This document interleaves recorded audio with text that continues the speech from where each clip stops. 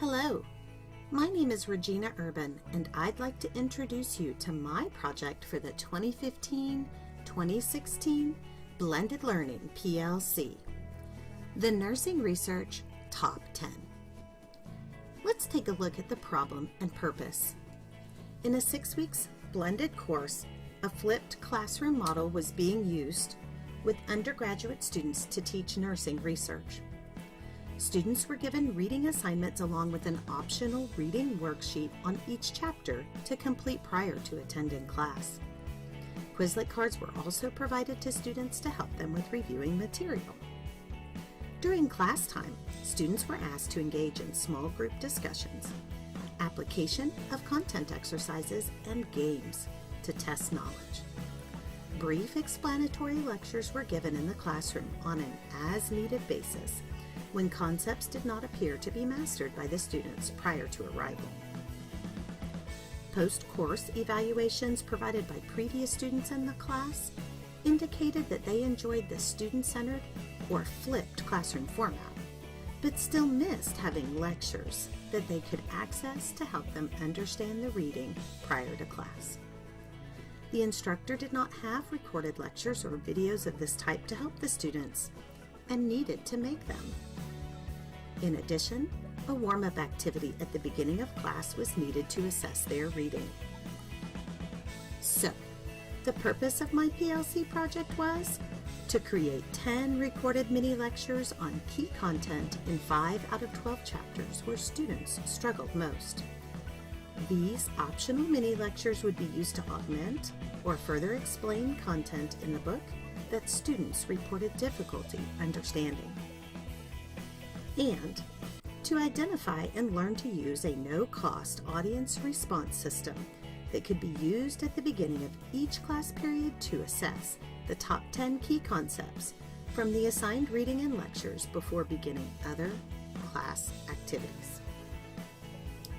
How did I choose to tackle this problem? For the videos, the top 10 topics that students struggled with were identified by the instructor based on experience with teaching the course. Scripts that ranged from 7 to 15 minutes in length were written to standardize the content and assist with the smoothness of making the audio recordings. Recordings were initially made for the students using Blackboard Collaborate because of equipment availability issues. Once the equipment became available, an iPad with snowball microphone and USB connector was used to re-record the audio files, and a computer was used for final editing of the videos. Powtoon was used to create the videos. This is an easy-to-use video editor that allows the user to record audio content and to create fun visual images and text to accompany your content. For the audience response or polling system, I reviewed several free and low-cost options before choosing Socrative.com. With Socrative, you can use your own course content questions written in a multiple choice, true-false, or short answer format to engage in anonymous real-time Q&A sessions. Socrative provides an instructor with the number of students who are choosing to participate in the activity and the number or percentage of students who choose each answer. It is a quick way to assess key knowledge points prior to starting a flipped class session. The target class was a 6 weeks blended format RN to BSN nursing research course with 35 students, and it occurred in January and February of 2016. Socrative Top 10 questions were used for weeks 2 through 6 as a warm-up activity at the beginning of class. The instructor recorded the number of students participating in the Top 10 warm-up and made notations by any questions that students seemed to find difficult to answer correctly. The 10 mini lectures or videos were created for the 3 most intensive weeks of the course and posted as optional resources in Blackboard next to the students' reading assignments. Students were informed that the use of Socrative and the creation of the mini lectures were new for this semester, and their feedback was solicited at week 3 and again at the end of their semester using a pencil and paper survey. Now, let's take a look at the results.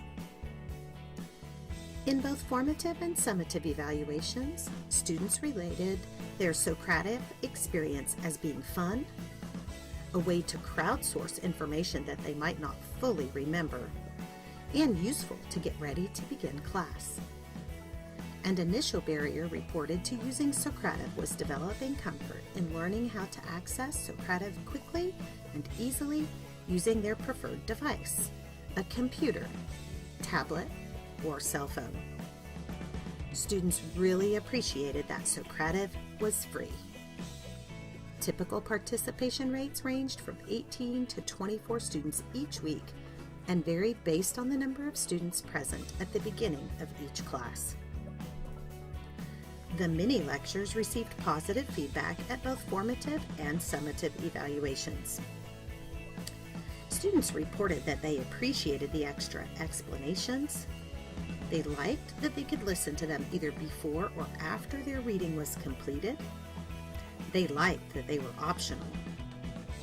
And in the summative evaluations, students reported that they went back and reviewed them again as they prepared for their in-course quizzes. 24 students reported listening to more than 3 of the 10 lectures, while 11 students reported that they listened to 3 or fewer lectures.